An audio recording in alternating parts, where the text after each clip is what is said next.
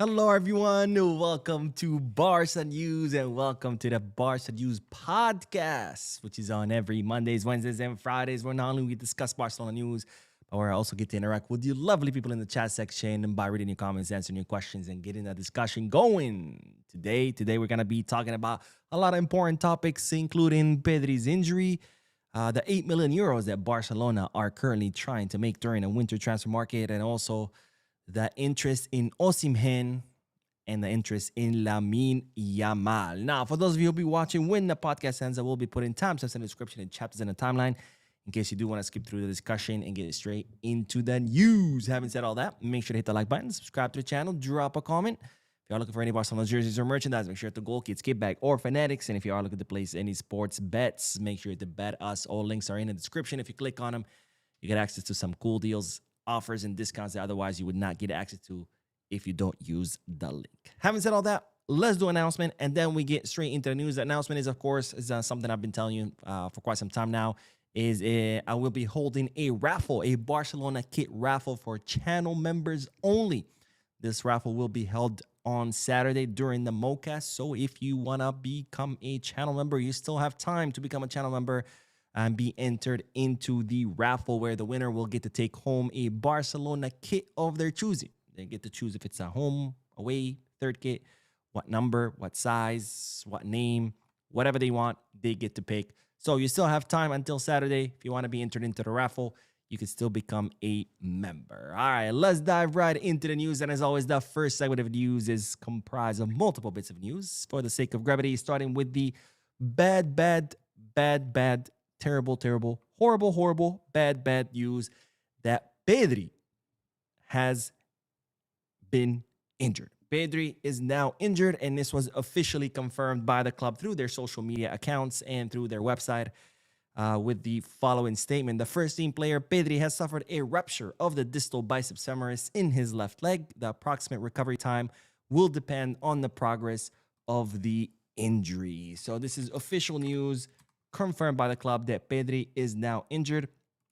And of course, I say this is bad news because, to me, as I've always said a million times before, I think that Pedri is our most important player. Lamine Yamal might be the most talented player, but to me, Pedri is the most important player. I mean, he is the brains of the operation. He is the guy who organizes the attack, the guy who helps with the defense, the guy who distributes the ball. I mean, he is practically our number 10, even though that's not really the position that he plays. But Pedri is the most important player, and to me, this has been I think it's the biggest blow when it comes to injuries. Taking into consideration, by the way, that a lot of our injuries have been very important ones, right? Rafinha, Lewandowski, Lamine Yamal. I mean, that's our whole entire front, right? And despite that, despite having such important injuries, Joan Garcia, our goalkeeper, despite having such important players being injured, to me, this is still the worst injury yet. Now, as always, the club did not specify, of course, how many matches or how many weeks the player will be out. But right now, reports are saying that Pedri could be out approximately around 3 to 4 weeks, and that he could be back for the match against Chelsea in the Champions League. Lots of matches, but let's look at what matches Pedri could miss if he's out until the Chelsea match against, the Champions League match against Chelsea. Champions League match, right? Yeah, okay. All right, this is the schedule of Barcelona. Of course, this Sunday we do have the match against Elche. Of course, Pedri did get a red card, or 2 yellow cards that became a red card against Real Madrid. So he was going to miss this match either way.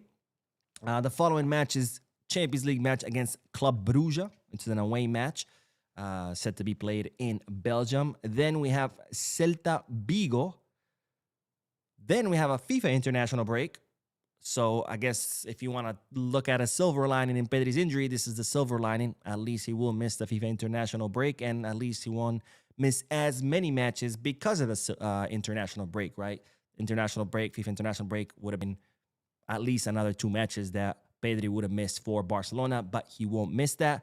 And then we have, of course, the Athletic Club de Bilbao match on Saturday, the 22nd, which is right after we come back from the international break, and then a Champions League match against Chelsea. So we're talking about four different matches that Pedri will be missing because of his injury. Three La Liga matches, one Champions League match. Or maybe if you want to look at it in more positive spin, only three matches because, again, he was set to miss the match against Elche anyway.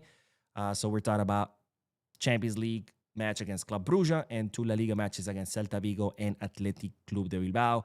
Celta Vigo, of course, not really a top of the table team or even mid-table team, but it's someone who does always cause us problems. And Athletic Club de Bilbao, that's always also a tough match. This one is at home, so it's not usually as tough as playing in San Mamés. Some somewhat important matches, not too crazy. At least it's not, against Atletico de Madrid here in December. But nonetheless, Pedri set to miss 3 matches as a result of his injury. Again, to me, the biggest injury setback yet for the team.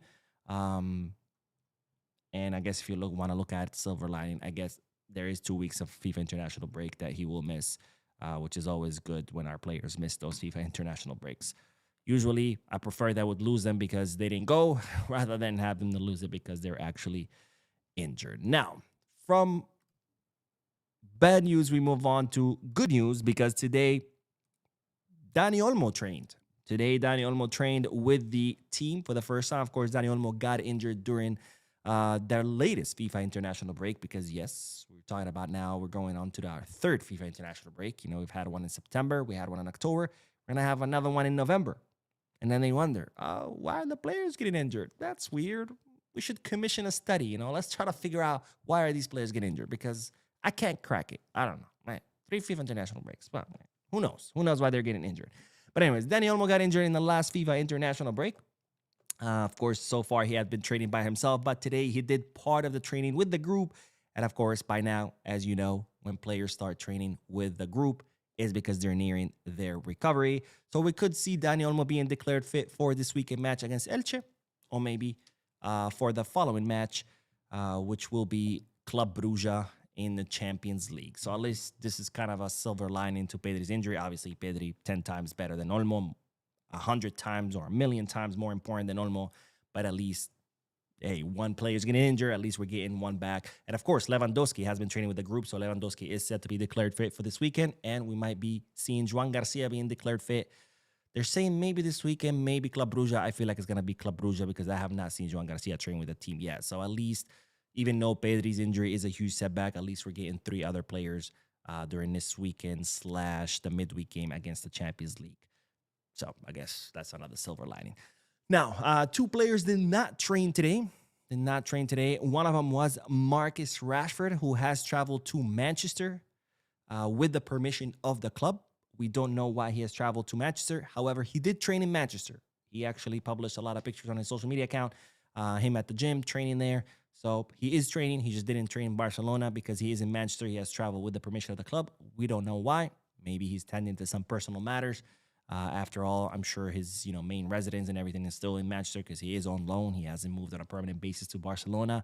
And the other player who did not train today is Pau Cubarsí. Now, Cubarsí is not injured. Don't be alarmed. He missed today's training with the permission of the club. So it's not an injury. He was simply not there. But of course, he had the permission of the club. We don't know why. He might also be tending to some personal problems or personal issues, but don't be alarmed. Cubarsí, Rashford, not injured. They were simply not training with the permission of the club. All right, let's do the comment section. And then, of course, we are going to talk about our next bit of news, which is some 8 million euros that Barcelona could make. I'll tell you how and when. All right, let's start with the comment section and let's see what everyone is saying.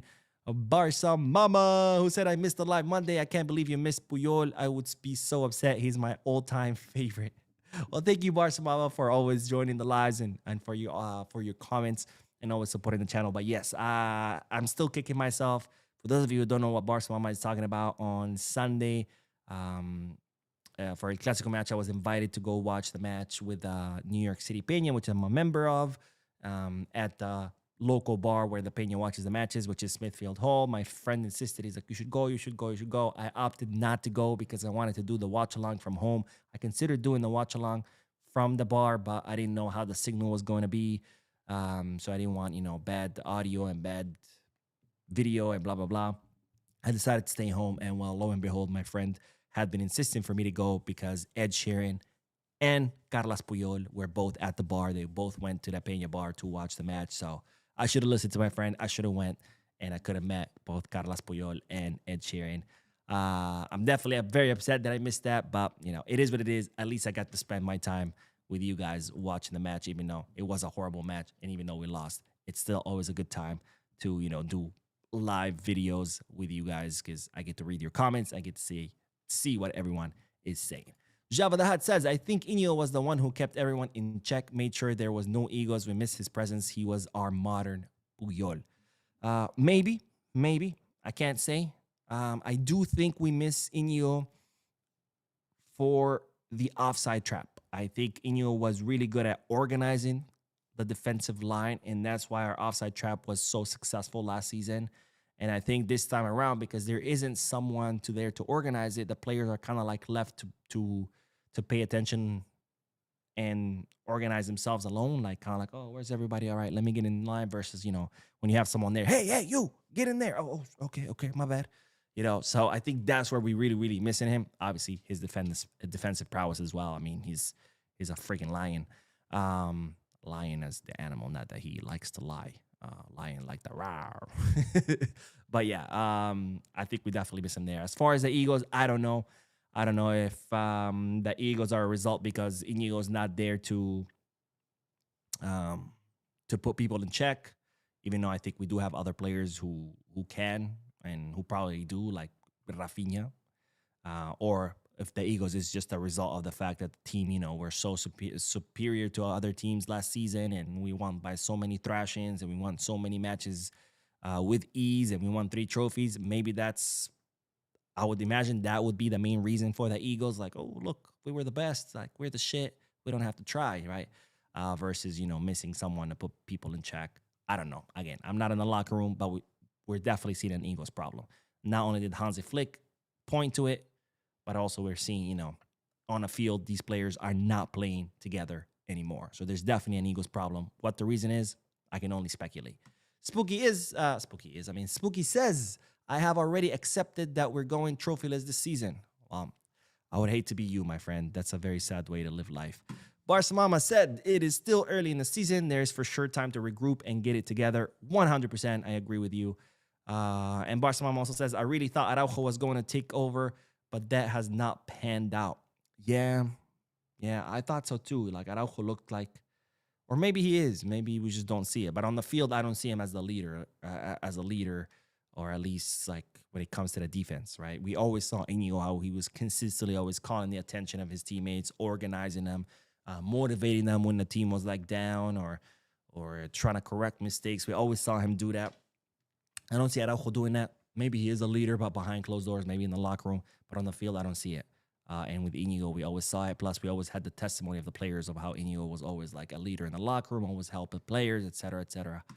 So, let's see. La Musager says, good morning, Mo. How do you view the signing of Nico Schlotterbeck to Barca? Do you think it's a good move? I don't really follow Dortmund or the Bundesliga that much. From the highlights I've watched, it looks like he could be a good choice. But from what a lot of people told me that do watch the Bundesliga, they tell me Schlotterbeck is more like a Dani Olmo, where when he has good matches, he's absolutely amazing. But it's also followed by a lot of bad matches, kind of like a very inconsistent defender. I can't say, because again, I don't really follow him that much. I don't watch the Bundesliga, but that's what people have been telling me. And, I've seen the highlights, but highlights are always deceiving because it's the best moments of the player. And you don't know if that's all the time or very rare, because what separates really elite players who play at the top, like for teams like Barca and Madrid and let's say mid-table players, it's not necessarily their quality, or it's not necessarily their skill level. A lot of times the skill level is very close to each other. What separates those players is their consistency, right? Players who play for teams like Madrid and Barcelona and blah, blah, blah. These are players who are really good and can put out good performances for the majority of their matches, and they can maybe give you 70% good matches or maybe 30% not so good. players who are playing mid-table teams a lot of times could be just as skilled, but the problem is that they maybe give you 20 or 30% of good matches in the other. So a lot of times it's not even about difference in quality. A lot of times the quality is very similar. It's just the fact that there's some players who can maintain that quality and some who are inconsistent. So, Schlotterbeck, from the highlights I've seen, he looks like he does have quality, but if people, tell me that he cannot maintain that, then that's obviously a problem. Kind of like Olmo. When Olmo has a good match, he's amazing. Way better than Fermin. But what's the problem? Is that he gives you one great match followed by 10 bad ones. So what's the point? Fermin might not be as good as Olmo when Olmo's having a great match, but at least he gives you consistent performance. That might not be as high as Olmo's performance, but it's definitely higher than all the other bad performances that Olmo gives you, right? I'd rather have a consistent 8 out of 10 than a 10 out of 10 one match followed by a bunch of 6 out of 10 or 5 out of 10 performances. Does that make sense? Let's do one more comment and then we'll go back to the news. But Ragnar says, maybe the injury came at the right time. At least he won't go to Spain national team and will have some rest. I mean, yeah, if you want to look at it that way, silver lining, he will miss the FIFA international break. So that's two silver linings, really, because one, he will miss going playing under that idiot Luis de la Fuente. But it's also a silver lining for Barca because there's not as many matches that Pedri will be missing, right? Because without the FIFA international break, you're talking about at least another 2 matches that Barcelona would play during those 2 weeks. So we would be talking about Pedri missing 5 matches rather than 3. So, yeah, but I wouldn't call it right time because there's never a right time for an injury unless it happens during the summer or something. You always want your players healthy for the whole season. Ideally, obviously, that's impossible. But that's why I don't know if there's ever a good time. But, silver lining is there are 2 weeks of FIFA international break.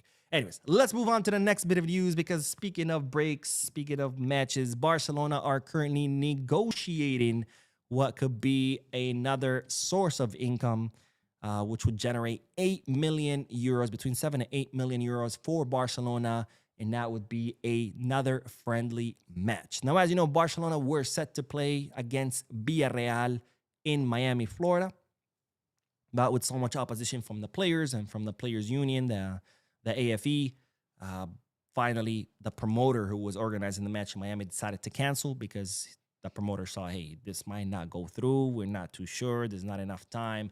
And, of course, to try to organize a match of this scale, it takes a lot of money, right? The promoter would have to book the stadium, book security, catering, marketing. I mean, you name it. They would have to spend millions up front. And then if the match eventually doesn't go through because there was a threat of players going on strike or the AFE blocking the players' movement to Miami, and then that promoter's out that money. So the promoter decided, we're not going to do this. They just canceled it. So the whole match is canceled. And now the Villarreal versus Barcelona match will be played at Villarreal Stadium, La Ceramica, which, by the way, I went to it last year. Was it last year or the year before? Pretty cool stadium. Pretty cool stadium, especially for how small Villarreal is. Very tiny town, by the way, 55,000 inhabitants. And they have a pretty cool stadium. But anyways, that's not the story here. Now, since Barcelona are now not going to be playing against Villarreal in Miami, that, of course, means that Barcelona are going to miss out on that income. They were saying maybe around 5 million that Barcelona could make, even though there's no way to verify that number. But they're saying Barcelona could have made around 5 million euros from playing in Miami against Villarreal. So now Barcelona are looking for other sources of income to kind of make that up. And well, the new source of income that Barcelona are currently trying to negotiate is a friendly match that will be played in Peru. Now, right now, Barcelona are in negotiations with a promoter to have Barcelona play a friendly match in Peru, and they're saying it would generate around 7 to 8 million euros. Now, this match will be played right after the Villarreal match and before the players go on the Christmas break. So in December, in other words. But of course, this has not been booked yet. Now, there could be a problem again with the players' union, with the AFE. Why? Because as a union, of course, there's a collective bargaining agreement. That's when all the players enter into an agreement with La Liga, where, La Liga, there's certain protections for the players, right? That's how unions work, right? A union negotiates on behalf of their members. with the employer and they reach a certain agreement on certain days off, certain holidays, blah, blah, blah, blah, blah, blah, right? Well, it's the same thing with the AFE, right? They negotiate with La Liga a collective bargaining agreement where they guarantee the players certain protections. Now, this agreement states that no official match should be played between December 23rd and January 3rd, right? Allowing the players to have time off to celebrate Christmas, New Year's with their families. Now, the good thing is that a friendly match in Peru does not count as an official match.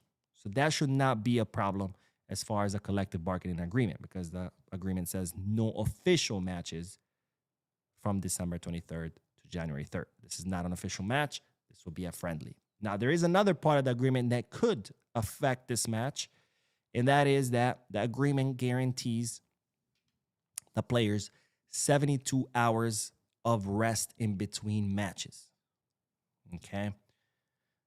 Now, the Villarreal match is set to be played either on December 20th or December 21st. That's either Saturday or Sunday. So, in order not to violate that section of the players being guaranteed 72 hours of rest in between matches, Barcelona could try to convince La Liga to have the Villarreal match played on Friday. That's December 19th. And that way, they could travel to Peru on December 22nd. That's Monday. So you play against Villarreal Friday. The players have 72 hours of rest. And then you can travel on December 22nd to Peru. And maybe, I don't know, have the match played the following day on the 23rd. And then fly back to Barcelona so the players can enjoy Christmas and New Year's with their families. So that's kind of what's going on right now. Barcelona trying to get this friendly match done to generate 7-8 million. They could face some pushback from the AFE. I continue to maintain the same stance as we did with the whole La Liga match in Florida. I think it's too much. I mean, we're talking about playing La Liga, playing the Champions League, 3 FIFA international breaks, and now you want to add a trip halfway around the world for a friendly match, and then the players have to fly back again, spend a few days with their families, just to have to fly all the way to Saudi Arabia to play the Spanish Super Cup. And immediately after that is when La Copa del Rey begins and La Liga resumes and the Champions League resumes. I mean, look at what's going on. We have Rafinha injured, Lewy injured, Lamine injured, Pedri injured, Gabi injured, Juan Garcia injured, Dani Olmo injured. And now we want to pile up even more. At some point, you have to say enough is enough. And yes, I get it. The club needs the money. And sure, it would be a good business deal for Barcelona. 8 million euros for one match. That's actually a great deal. But at what expense? Anyways, let me know you guys' thoughts. What do you think about Barcelona playing a friendly match in Peru in December? Let me know in the chat section or in the comment section if you're watching this when the podcast ends. And let's get back to the comments. Speaking of the comments, and then we are going to talk about a new player that Barcelona have added to their target list for that center forward position. El Ral says, good to see you, Mo. That hatred for Yamal is heartbreaking, and what makes me sick are those Barca fans, the Messi cults who are always preaching the humility gimmick on the kid. Yeah, it is really sad. It is really sad. And I made a video about it yesterday about, it's pretty sickening to the point that we've gotten. And I'm not talking about criticizing his performance on the field. That's fine. You're supposed to do that with players. I'm talking about the personal stuff, the personal attacks. Oh, Lamine has a girlfriend. Oh, Lamine is celebrated his birthday. Oh, Lamine is about to buy a mansion. Why do you care? Mind your fucking business. You don't own the player. He could do whatever the fuck he wants. As long as he performs on the field, he could do whatever the fuck he wants in his personal life. Like, I don't know why people think that they own celebrities. Like they're entitled to know and to meddle in that celebrity's personal life. Like it's their entertainment slave or something. I don't get it. But anyways, I'm going to talk a little bit more about it when I talk about the last segment is about Lamine Yamal. I'm going to talk about it a little bit more. So I don't want to get too repetitive. Costa says, do you think those injuries are due to the high-intensity taxes? If you drive a car in high RPMs constantly, you'll blow out the engine. No, I don't think that's the case. You have to understand something. And this is a myth I've seen a lot on social media, like, oh, Flick should adapt because his high intensities cannot be upheld. You can't play like that the whole season, and players are gonna fatigue. Every system in football requires high intensity. Every system. It just depends on where you're gonna employ that high intensity. When you park the bus, when you watch team, next time Barcelona plays against a lower team, okay, like a Getafe, an Elche, a Getafe. Let's do Elche. It's this weekend. Okay. Those teams, they know they're not going to get the possession of the ball. So what do? They let the other team have the possession, right? They're going to be like, Barca, here, you have the ball. We're just going to sit back and defend. Watch those players. Watch how much they run. It's the same, if not more intensity than what Flick does. People think, oh, you have to press up high and high line. That's high intensity. So is parking the bus, because those players are also pressing. The only difference is Barca looks to press in the opponent's third. Parking the bus, you press in your own third. That's the only difference. It's just where you're pressing. But you're still pressing. You're still running a lot. You're still constantly chasing the ball. You're still constantly chasing players. You're still constantly running towards a player as soon as he gets the ball. All systems require high intensity. We're talking about modern day football. Okay, this is not the Galacticos era where there's plenty of interviews of the players. They'd be the night before drinking, smoking, and the next day they would show up to a match and we're good. Because back then, if you had some skill, you didn't have to even try. You could just jog and you could dribble. Now, in modern day football, you can't do that. Everything requires high intensity. This whole myth that only Hansi Flick system requires intensity and you cannot keep up with that intensity and it's going to injure the players and it's going to exhaust them is the dumbest thing I've ever heard. All systems require intensity. It's just the only difference is where you deploy that intensity. In Barcelona's case, we should be deploying it, and I say we should because we haven't been. We should be deploying it in the opponent's third, pressing them there. When you park the bus, you deploy it in your own third. You park the bus and you try to take the ball from your own third, and then you send a long pass to your attacker, who then has to run the whole freaking field. So please get it out of your mind that somehow Flick system is the only system in the world that requires intensity. All the other systems, the players are just there napping on the grass, smoking cigarettes and drinking beer, and that's why they don't get injured. Like, that's just silly. We're talking about professional sports. We're talking about the highest level of football. Let's see. Dorian says, with Pedri being injured, Frankie de Jong is going to have to step up and prove why he deserves that contract renewal. It's going to be very interesting to see how we adapt to this injury. I can see maybe a Frankie de Jong, Marc Casado double pivot with Fermin being our attacking mid.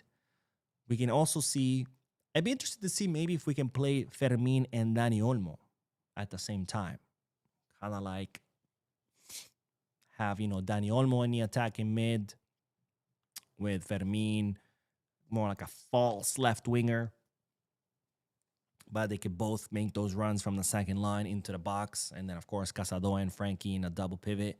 Maybe this will open the door for Bernal to get a little bit more minutes as well. So it's going to be interesting to see how we adapt to this. I think this is going to be a big test for Flick and how he can adapt to this. Because this is a huge loss, right? Rafinha was a big loss. Lamine was a big loss. Lewandowski was a big loss. Joan Garcia was a big loss, but I think when it comes to Pedri, I think it's a huge loss because to me, he's the most important player of the team. He's the brains of the operation. So it's definitely going to be just interesting to see how well Flick can adapt to this and how he adapts to it. Let's see. Vahid says, hopefully Pedri gets some minutes against Athletic Club and is fully ready for the Chelsea match. In the meantime, Barca just needs to get 3 points every game, even if the football isn't pretty. Ideally, you want to get the 3 points even with the football, with pretty football, because not so pretty football, you're leaving too much to chance. All right, for example, Girona match.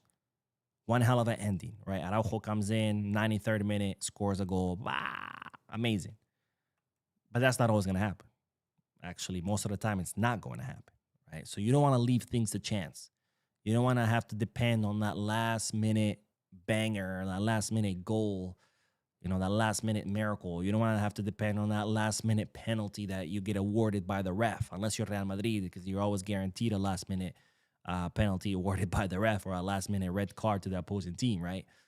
You don't want to leave that to chance. You want to secure the win. And then if that happens too, then great. But that shouldn't be your bread and butter. Van Lee says Osimhen is a beast, hold-up striker with great energy and aerial ability. He bullied Van Dijk and Konate 2 weeks ago. Great presser, great poacher. 100% agree. And since you brought up Osimhen, that's the perfect time to make a segue to our next bit of news because, ladies and gentlemen, Barcelona have added a new target on their list, which is no other than Victor Osimhen. Now, as you know, Lewandowski's contract expires at the end of the season, summer of 2026. Barcelona have decided to part ways with the Polish striker, given that he is 37 years old, and it looks like this season he's going to be more of a rotational player rather than a key figure in Hansi Flick's system. Plus, in the summer, he'll be 38.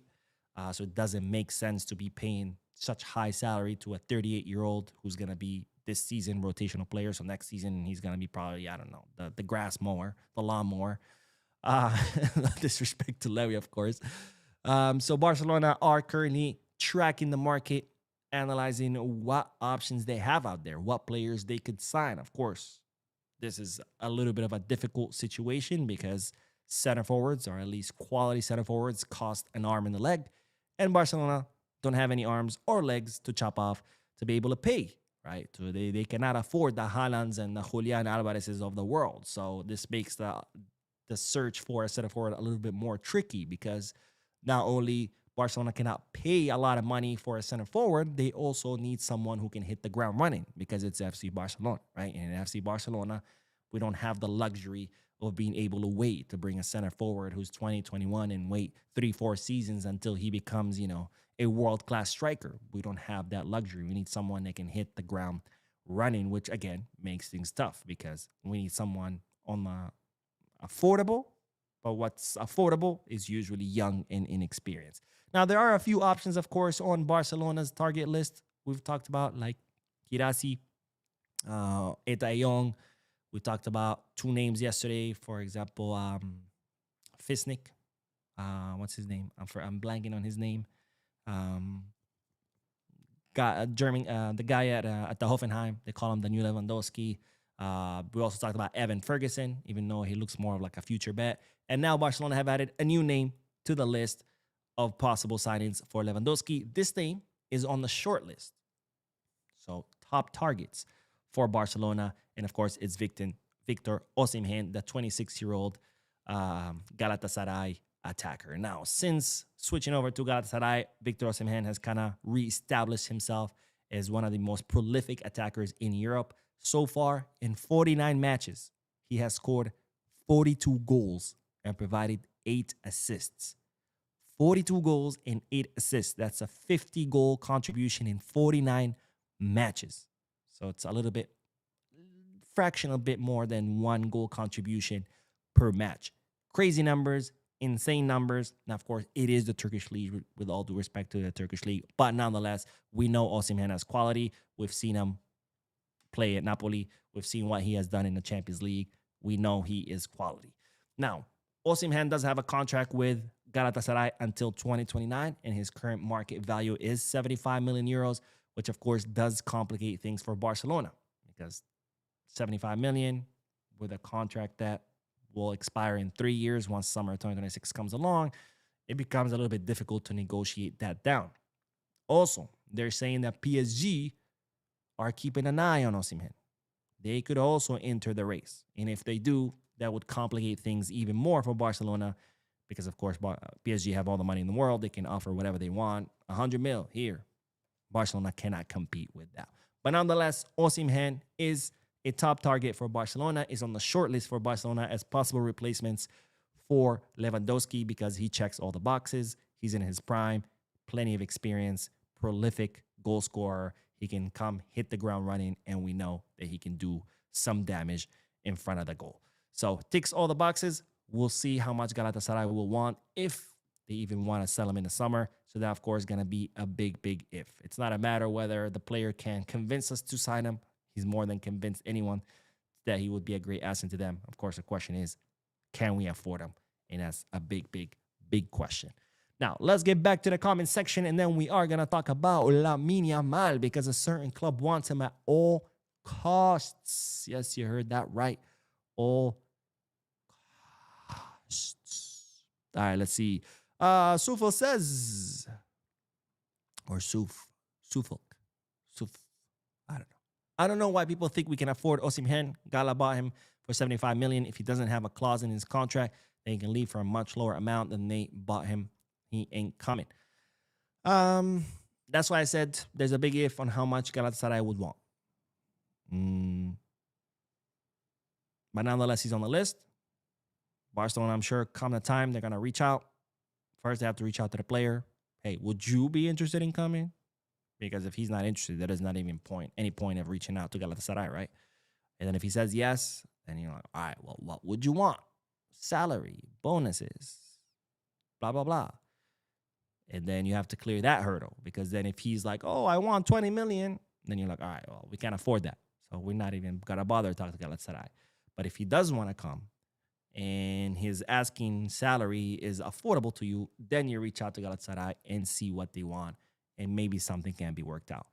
Maybe they won't accept anything below 75 mil, but maybe there's a release clause in his contract. Who knows? Maybe there's a way of arranging payment plans, right? You cannot be defeated and say, oh, 75 mil, let's say we can't afford it down. You have to at least try. And then if you do everything in your power and it still doesn't work out, then it doesn't work out. You move on. But you can't just quit because, oh, they bought it for 75. Let's say a done deal. Let's say let's go home. Then what's the point of even having a sporting director? Let's just fire the whole sporting arena and just not sign anyone. You know? Corey says, hi, Mo. I'm Tishan from Liberia, and I want to know how I can start a Barcelona fan club in Liberia. Are you talking about an official Peña? For that, you have to reach out to the Peña department at FC Barcelona. They have a special department that only handles Peñas. And that's how you can become official. I've actually met with them. They have their offices right across from the Spotify Camp Nou. I've been to those offices. I've met with them. Really cool group of people, and they oversee the entire globe. They have departments per continent, so I'm sure they have a special crew that just handles Africa and Peñas in Africa. So I would that's where I would start. I would go to the Barcelona website, and on there's a section for the Peñas, and there's a contact there that you can reach out and say, hey, I live in Liberia. I would love to start a Peña. What can I do? And they're going to give you all the information that you need. Let me see. And it says, I can see Estebao coming to Barca in the future. Maybe. I mean, he did want to come to Barca. Barca really wanted to sign him as well. But of course, the price was a problem. Chelsea ended up signing him. We would have to look at what the player does, because if he ends up being, an okay player, not a world-class player, that, of course, then you don't want him. And we would see what would happen with his future, right? Is he going to renew? Does he eventually get sick of Chelsea, decide he wants to leave? Too many variables to predict something like that. Let's see. Soliel says Osimhen is 25. He's not. He's 26. Let me see. Got his profile pulled up here. Born on December 29, 1998. That makes him 26 years old. And he's about to be 27 in 2 months. So West Spring says, I hope this season the team gets their shit together in the league, and especially in the Champions League like PSG did. I hope so too, my friend. I hope so too. Let's see. Van Lee says, keep Harry Kane away from our club. Have you not seen how weak our press is? Harry Kane cannot press. Not because, Harry Kane is more of a box center forward.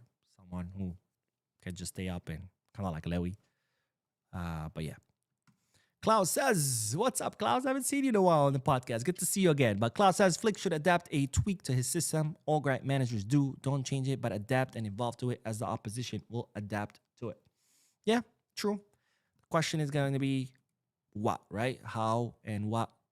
We'll see, of course. That will be completely up to Hansi Flick. And with that, let's get back to the news. Let's do the last bit of news and then we'll do more comments, I promise. But the last bit of news is in regards to Lamine Yamal, who of course has been, whoa, what just happened? There we go. Who's been, of course, the main topic for several days now. But this one is for a different reason. It's not about some comments he made or whatever.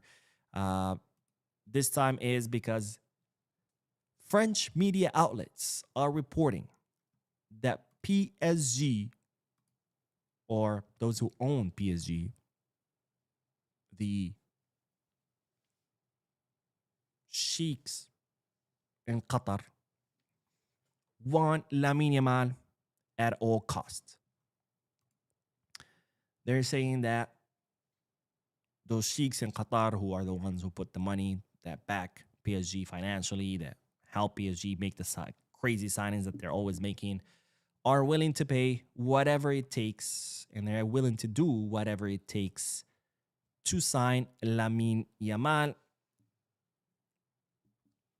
at any point in his career. We're not talking about, this winter transfer market or the summer transfer market.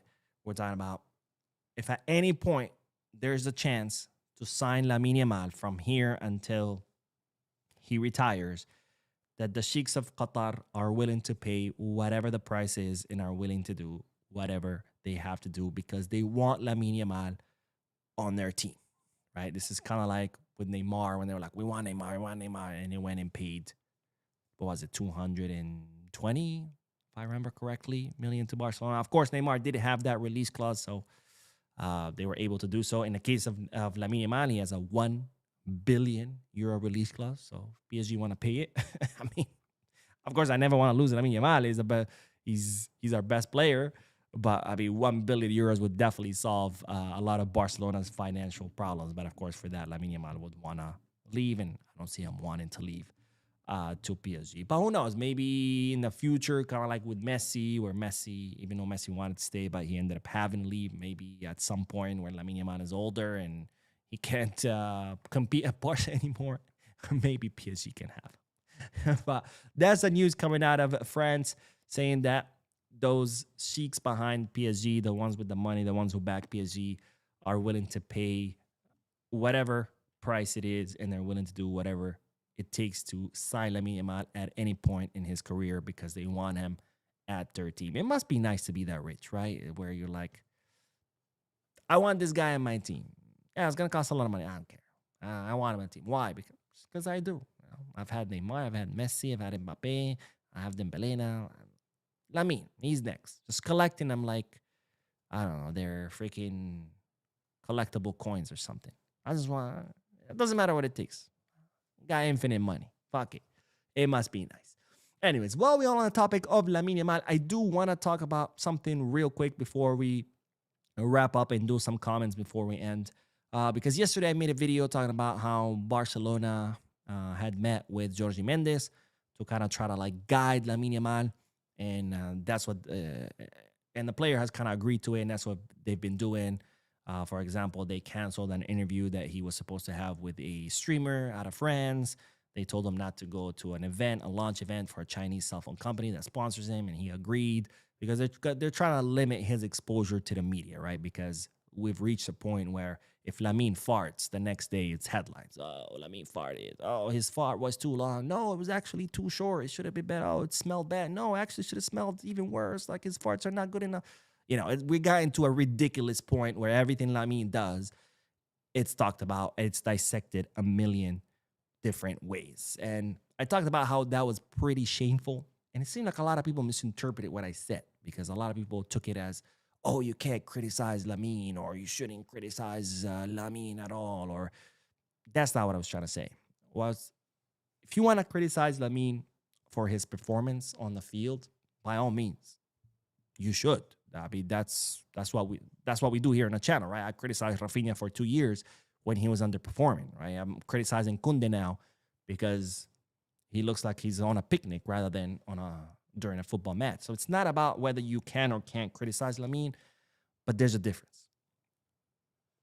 And there's actually two differences on why I see there's a problem with the criticism. Well, I should say 2 points. There's two main points on why I see a problem with the criticism that Lamine has been receiving. The number one point is, again, these are football players. Their job is to play football. So if you want to criticize their performance on the football field, by all means, go for it. That's what you're supposed to do. But that's different from when you start going into the his personal life. Oh, who's he dating? No, Nicky Nicole this, Nicky Nicole that. It's none of your fucking business who he dates.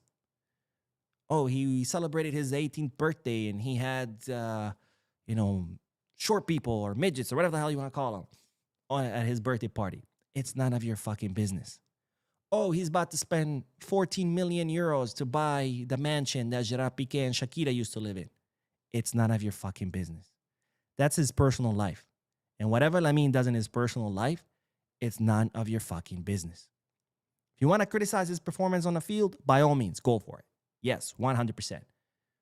But what he does in his personal life, it's his personal life. How would you like it if you went to work? Let's say you work, I don't know, at a restaurant, and your manager calls you and, hey, you need to come in the office. I need to talk to you. Okay? You know what? I don't like that on the weekends you go to the movie theater with your friends. But I'm off on the weekends. Yeah, but I don't like that. What would you say to your manager? You would tell him to go fuck himself because it's none of his business what you do on the weekends when you're off, right? He could tell you what you're doing wrong at the restaurant. Hey, you're showing up late. Hey, you're not being courteous to customers. I don't know, something about the work. Sure, by all means. But what you do in your private life, fuck your manager. He has no business saying that. Same thing here. Now, there has been criticism about Lamine Yamal's performance, which again, fine. But you also got to take it into context. Lamine Yamal hasn't performed really that great since the PSG match. That's a handful of matches. That's 4 matches. PSG, Olympiacos, Girona, Real Madrid. Which happens to coincide with a double injury he's had. An injury that he has yet to recover from, has been revealed by Barcelona's doctors.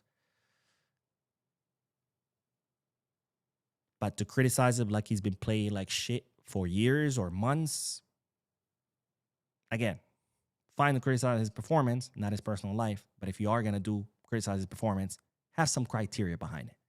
The second problem that I see with the criticism with Lamine, again, criticism is fine, but if it's proportionate. And what do I mean by that? People are like, oh, Lamine, he's turning out like Neymar. Lamine, prioritizing pleasure over football. How? What has Lamine done to give you that impression? Because he has a girlfriend? All players have girlfriends or boyfriends if they're gay, I guess. Oh, he celebrated his 18th birthday during the summer, so that's it. That makes him Neymar. I don't get it. Because the criticism Lamine has been receiving about his pleasure over football, I mean, if nobody knew who Lamine is and you're just coming in as a person who doesn't know what the hell's going on and reads all this criticism, you would swear that Lamine is partying like Monday through Sunday. Like every day he's at the club. He's missing trainings because he's on a jet with models in some exotic part of the world, that he's showing up hungover to matches, which is none of the case, by the way. And a lot of those things Neymar did. But Lamine hasn't done that a single time. But yet you read these criticisms, you read these comments, and you're like, oh, shit, man, this guy's a party animal. This guy's partying 24/7. So again, if you want to criticize, at least make it proportionate to what's actually happened and not making shit up just so you can have something negative to say because it somehow makes you feel a little bit better about your own shortcomings. Same thing with the performance. Again, yes, he has had a few bad matches, which happens to coincide with a double injury he had, an injury he hasn't recovered from yet. But if you read this criticism, you would swear Lamine Yamal has been shit for the last 5 seasons. And it's like, oh my God.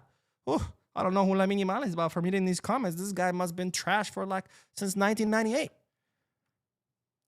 And that's where the problem resides. Again, it's not that you cannot criticize Lamine, but if you want to criticize his performance, not his personal life, because it's none of your fucking business. You don't own the guy just because he's famous.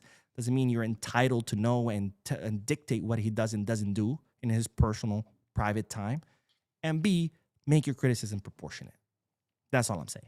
All right, let's do the comment section and then we'll end this podcast. Where did we leave off? Let me see. Van Lee says, no, do not play Bernal. We need him for next season. Well, I'm not saying play Bernal as in start him. Like, give him the last 5-10 minutes if you're winning the match. Let's see. Night Game says, I don't mind Osimhen, really.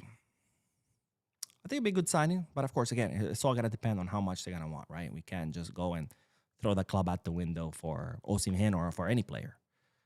Van Lee says Victor Osimhen's salary is just $300,000. Harry Kane makes $480K. Vlahovic makes $420, and Haaland makes $500K.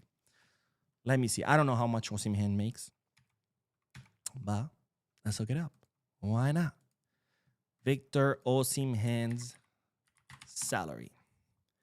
It says 15 million euros gross annual salary. So 7.5 net in Spain. I don't know how the tax situation works in Turkey. That's actually an affordable salary for Barcelona. 7.5. That's kind of like around what maybe Pedri or Frankie make. No, Frankie I think is making a little bit more than that. Something like that. That's actually affordable for Barca. Not for me. I don't have 7.5 million euros to pay anyone or anything. Julia says he's basically presses as close as Rafinha and scores headers like Lewa and has good finishing. I'm guessing you're talking about Osimhen. La Musajar says concerning Lewy's replacement, after all, the fantasy target Dusan Vlahovic is free and is the realistic option, which I think we can activate Vlahovic, turn him to Vlahovic. I like that, Vlahovic.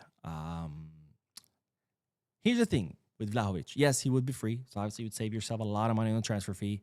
But salary, that could be an issue because he does have a pretty high salary. And very few players want to go earn less somewhere else, especially when they're signing for free. Right? Usually when you sign for free, you want actually a higher salary than what you were making because now you're like, oh, you didn't pay transfer fee, so you have extra money, right? Send it my way. And the second is that Vlahovic has been inconsistent. Where was Vlahovic before Juventus? Was it Fiorentina? Is that where he was? I'm trying to remember. I'm blanking right now. But it was amazing there. But since arriving at Juventus, I don't know. He's just been disappointing. I don't know. Maybe if it's Juventus and the shit state that they're in, maybe that's why he's been crap. But it definitely leaves me a little bit on the edge when it comes to Vlahovic. But maybe I'm wrong. Maybe it's just because, Juventus is crap and, when you play in a crap team, it's really hard to shine. And maybe if he comes to Barca, he ends up killing it. But there's still the whole salary issue. Let's see. What else? Archie says, when will be ruling into Dani Olmo's registration case? Poof. God knows. Savio says, on the bright side, it is an ACL for Pedri, but it is not an ACL for Pedri, but I would love to see Marc Casado play as he aced the games at the beginning of last season. Frank is good, but only as a sidekick of a great midfielder. Yeah, we'll see. I'm sure it's going to be Casado next to Frankie. We'll see how that goes, and then, see how we adapt. We'll see. But it's going to be a big loss either way, right? Pedri's Pedri. Nobody's good as Pedri. But hopefully we are, we can figure out. Ahmed says, exactly, no one... is it give a fuck? Yeah. Am I what he does off the field, but the problem is that he's wearing a very heavy number on his back and continues to give underwhelming performance. Continues is a big word. Again, he's had bad performances in the last 4 matches as he's suffering from an injury that he still hasn't healed from. I mean, now, if this continues, if now it's January and Lamine is still playing the same way, okay, yeah, we can talk about how he continues to bad performances. Say a player that has been playing through injury and has had 3-4 bad performances, someone as continues, that's a big word. And by the way, and this is not in response to you, Ahmed, but this is in general because I've also seen, he has a big ego. He thinks he's the shit. So, and Reinaldo has probably the biggest ego in the whole world of football. I'm sure Penaldo lives in a mansion not because he needs to, but because he wants to. It's because he needs space for his ego, because his ego probably occupies most of his mansion. And yet he is one of the greatest football players in the history of football. Not greater than Messi, but nonetheless, one of the greatest football players in the history of football. I mean, is it better to be humble? Sure. But is it a requirement to be great? No. You could still be great and have an ego. So this whole like, oh, his ego, shut the fuck up. Grow the fuck up, okay? Klaus says, out of work is the kiss my ass. I'm a professional and do my job correctly. Outside of work is mine. Exactly. 100%. And Barcelona says, louder for those in the back who don't own him. Yes. And that goes for any celebrity, by the way. I don't know why people think that because celebrities, whether it be singers or actors, or that somehow because they're famous, we own them. And like you see them in public and like they owe you an autograph. They owe you a selfie. It's like, oh, I'm just going to walk up to them. They're having dinner, but I'm going to walk up to them and disrupt their dinner and force them to get up and talk to me and take a picture with me. Like, they're not your property, okay? They're not a circus animal that you just own and that their only job is to entertain you 24/7. And when they're not entertaining you, they better be sleeping because, oh, who are they to have a private life? Like, what is this shit? Where did this come from? Like, when did we start thinking that we own people because they're famous? Like, I don't understand. Sometimes I really don't understand humans. Art B, who says the fact that Xavi got a lot of credit to press at first half and park the bus on the second half is delusional. Media sucks. The fact that Xavi got a lot of credit to press at the first half and park the bus on the second half is delusional. I don't know if I understand your comment, my friend, but thank you. Thank you for your donation. That's very, very generous of you. If you want to expand a little bit on it, on your comment, or if anyone can help me understand, maybe I'm just today, my brain is just not working. But if you want to add, I'll make sure to read your comment if you want to add an explanation, because I don't know if I'm understanding what you're trying to say. But nonetheless, thank you, my friend, for your donation and for your comment, and of course, for watching. Let's see. Suleiman says, hello, Mo. How are you doing today? The world is full of shitty people dealing with life crisis lately and always looking for a way to project it on others. I hope they leave the poor Yamal alone. I agree, 100%. Again, it's not about not criticizing Lamine. If you want to criticize his performance, by all means, go for it. But it's like when this obsession of everything that Lamine does, of everything that he says, and it's like everything's controversy. Oh, he walks around with his pants too low. Like, okay. Oh, he was wearing a hat during I don't know what press conference. Okay. Like, God, do these people not have anything better to do? Like, seriously. And BB Habha says, I feel empty inside. Well, I'm very sorry, my friend, that you feel that way. I really hope that you feel better. Maybe some sunlight would help, some exercise, some fresh air.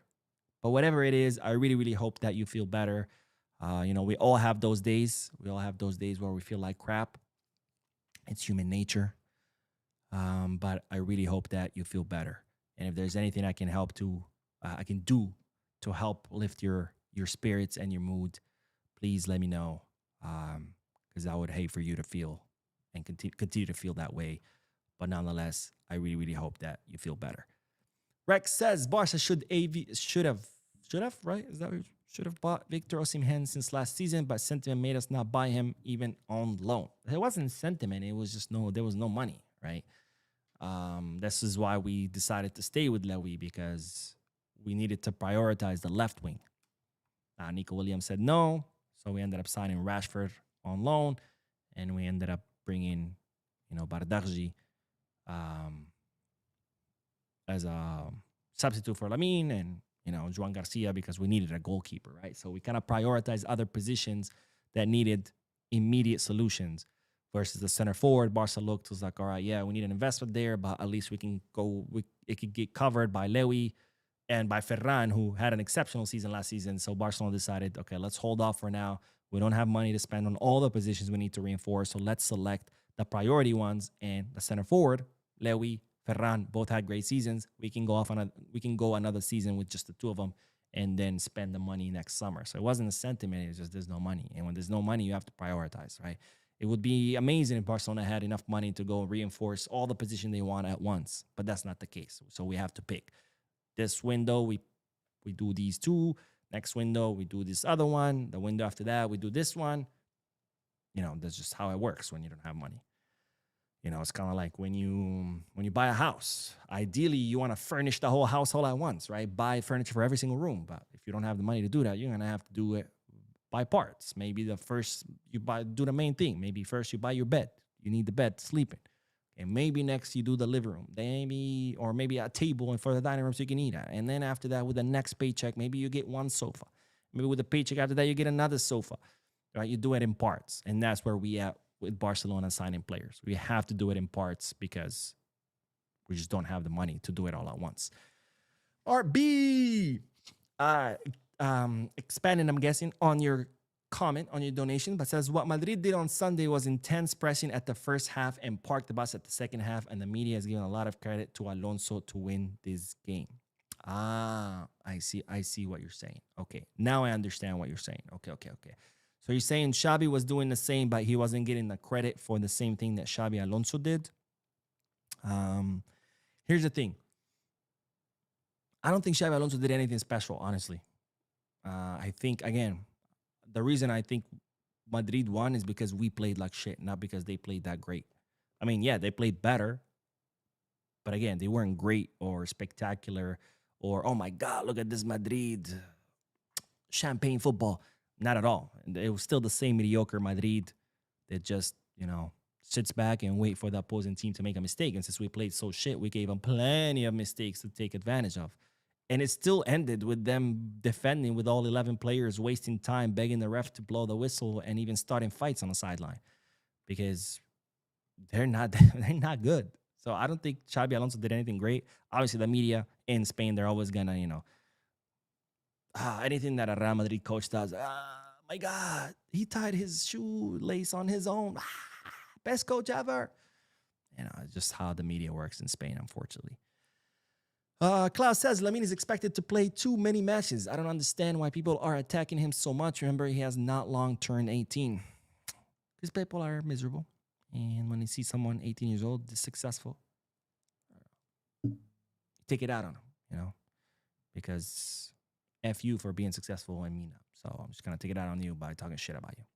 Street Fighter says, what's the difference between this and Xabi's last season? Not much, really. Not much. This is prime Xabi ball. What we saw against Madrid, prime Xabi ball. Just everybody static, nobody moving around, passing the ball from side to side to side to side. Nobody making runs, nobody getting open. More side to side to side to side passes. I didn't see any difference, honestly.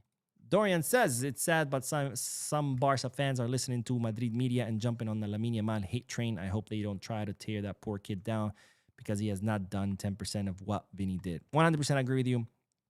And my advice to Lamine Yamal, not that he will listen to the advice. He doesn't even know I exist. But my advice would be is stay out of the limelight. Live your life, go out with your girlfriend, whatever, have fun. If you see the press, just avoid them. No comment. Don't say anything. Don't deal with social media. Do not make any posts. Just hand your social media accounts to a professional. Famous people have people manage their social media accounts. Give it to the professionals and let them handle it because you need social media, right? Because that's how they get sponsorships. If you make a post with drinking this drink, we'll give you $250,000, right?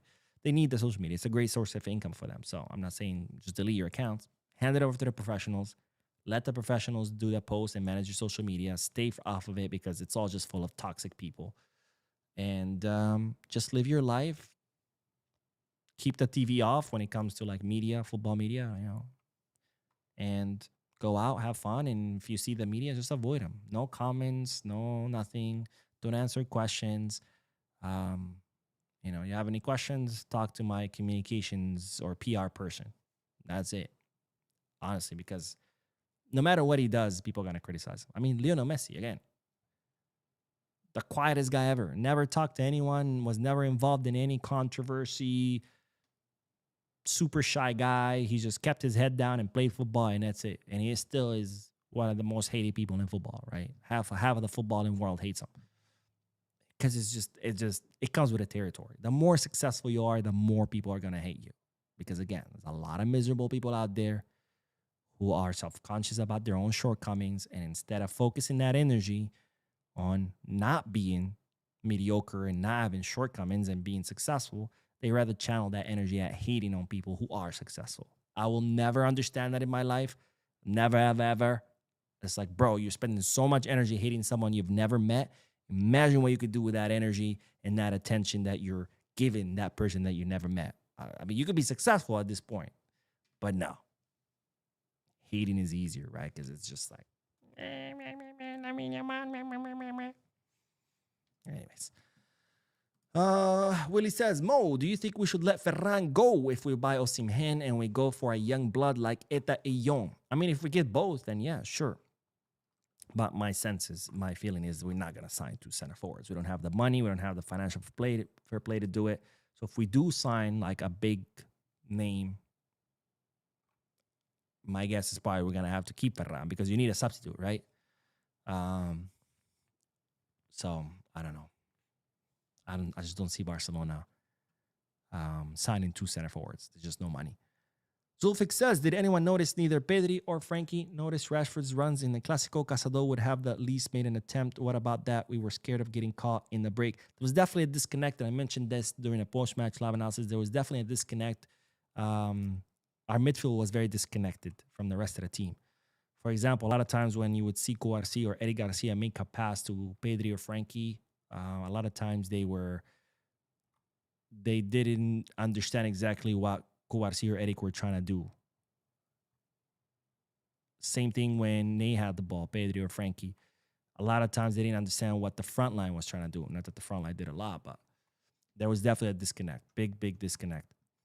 Street Fighter says, la mayoría de los que odian a Lamine Yamal provienen de su publicación de Instagram previa al partido. So Street Fighter says that the majority of people who hate Lamine come from his post on Instagram before the match. I mean, look, Lamine Yamal said it before. As long as I'm winning, you can't criticize me, but the moment I start losing, you can. So he obviously understands the consequences of what he says. That, hey, I'm going to talk shit, and if I win, you can't say anything back. But if I can, then go for it. Rip me a new one. So he knows what he's doing. So don't worry. You don't have to protect him and be like, Lamine needs to stop talking. He knows what he's doing. Okay, if he wants to talk shit, let him talk shit. Ronaldo, all his career, always said, I'm the greatest ever. I'm the greatest ever. It didn't stop him from being one of the greatest players in the history of football. Okay, don't worry about Lamine's ego. Is it better to be humble? Sure, but it's not a requirement for success to be humble. Okay, you can still be an asshole and be successful. Just look at Penaldo. But anyways, Valerian says, Mo, can Barcelona sign players during winter transfer using Gabi injury? Probably not, because you can probably register someone in Gabi's place right now. But since Gabi is out for 5 months, when was he injured? September. So October, November, December, January, February. So Gabi should be back by February. So I doubt you can register someone in his place, because when he comes back in February, then what? You still have all of February, March, April, and May left over of the season. So probably not. Anyways, that is all, ladies and gentlemen. Thank you guys for tuning in. Thank you for your likes, your comments, your subscriptions, your generous donations. I will be uploading another video in a few moments, so stay tuned to the channel. Don't forget to hit the like button, subscribe to the channel, drop a comment, and of course, as always, now and forever, Visca Barça.